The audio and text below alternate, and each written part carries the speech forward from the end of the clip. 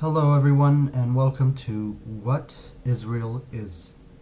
I am your host, as it were, Avishai, and I will be walking you through the manifold intricacies of Israel, the conflict, Judaism, and Jewish ethnicity. Let's start with the boring part. I'm Avishai.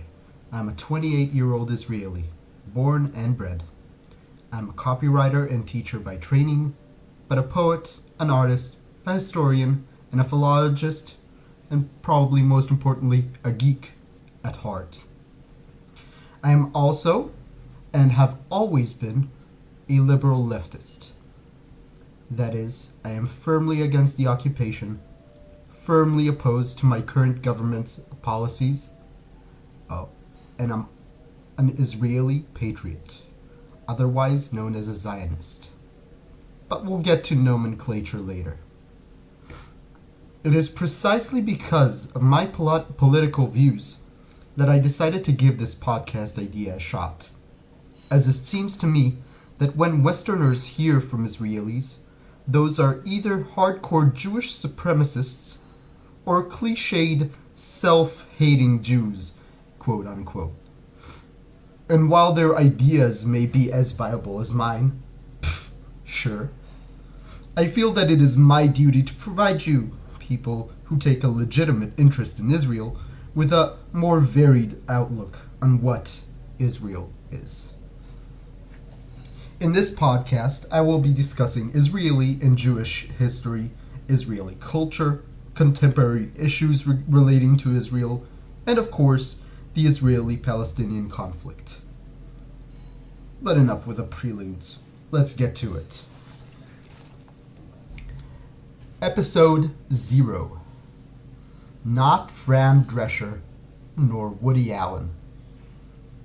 From watching American television and listening to the rhetoric of Westerners talking about Israel, I have come to realize numerous misconceptions Westerners have about Israel. One of the most glaring of which is that Israeli Jews are your average Solly Leibkowitz from Brooklyn, New York, a secular, pale-skinned, worrisome Jew with perhaps a faint Eastern European accent, a nagger, a whiner, a college overachiever. Consider for a moment that American Italians are nothing like actual Italians from the continent. But even now as I'm saying it, it occurs to me how flawed the comparison is. Jews are possibly the most diverse group in terms of culture and ethnicity, even as they are considered an ethnic group to begin with. Here is a bit of a background. Jews are grouped in many different ways, usually according to geographical diaspora, but sometimes according to social-political conditions. I will try to provide you guys with a more classical grouping. So, Ashkenazi Jews are the Jews of Central, Eastern, and Northern Europe. These Jews, I am one, are the most familiar to the Western eye and probably the most maligned. These are the Jews who have been the butt of the harshest persecution, or at least the best publicized. Jews are known to have emigrated to Europe since even before the disastrous Bar Kokhba revolt of Roman times, and to have settled in lands such as Hungary and Gaul in the early Middle Ages. Ashkenazis are extremely diverse in appearance and religious leanings. They can be either the most extremely orthodox or completely hell-bound atheists like moi. They can be pale, tan, blonde, or dark-haired, etc., etc. So, probably as diverse as what Americans call white people. But hopefully, Jews and whiteness is a topic I'll discuss more thoroughly in a future episode. Sephardic Jews are the Jews of the Spanish diaspora, Jews who were expelled from Catholic Spain owing to heightened religious tensions and who settled in various countries in North Africa, the Balkan, Greece, Turkey, and even the Netherlands. They are typically, but not always, slightly darker than Ashkenazis and have been largely conflated in Israel with the next group. That is, Mizrahi Jews. Mizrach is the Hebrew word for east, which is a misnomer since many Mizrahis are actually North Africans and are thus just as Western as their European brethren. They come from all around the Islamic world and are usually conservative, but in a more relaxed manner when compared to Orthodox Ashkenazis, and are generally dark-skinned with dark hair and eyes. This is the oldest diaspora, as it is attested within the Bible itself. The Jews of Babylon, that is Iraq, have been there since the days of the razing of the first temple at the hands of Nebuchadnezzar. Though some returned to Israel following a decree by Persian King Cyrus the Great, allowing those Jews to return to their ancestral home, not all did so, and Baghdad was the center of Jewish life for half a millennium after the fall of the Judean kingdom. Mizrahis constitute a plurality in Israel. That is, most of the Jews in Israel are actually Mizrahis. And Ethiopian Jews, or Beta Israel, which is both Aramaic and African gaze for House of Israel. Their history is rather enigmatic, but it is ancient, dating back to at least the 4th century, and probably earlier.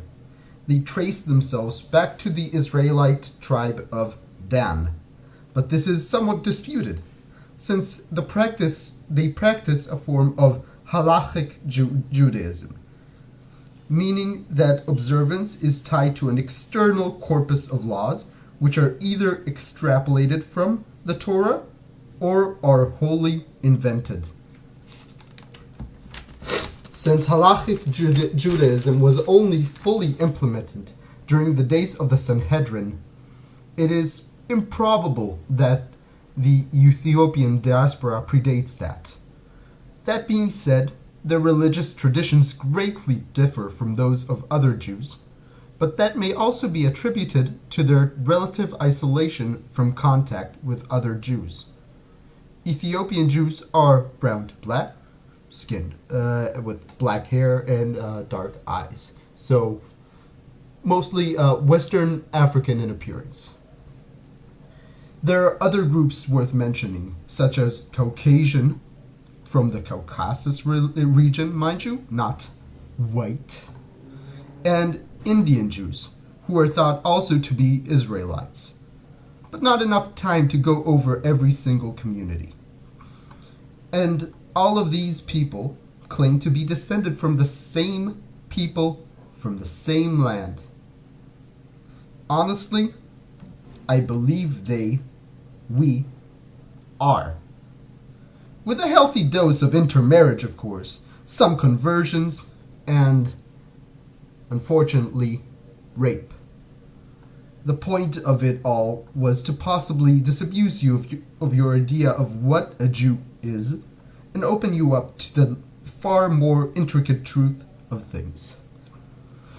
I am extremely curious to see just how this goes, and so please leave comments, make requests. If there are any technical problems with a podcast, sound, etc., please mention, and you are more than welcome to post any anti-Semitic conspiracies and drivel.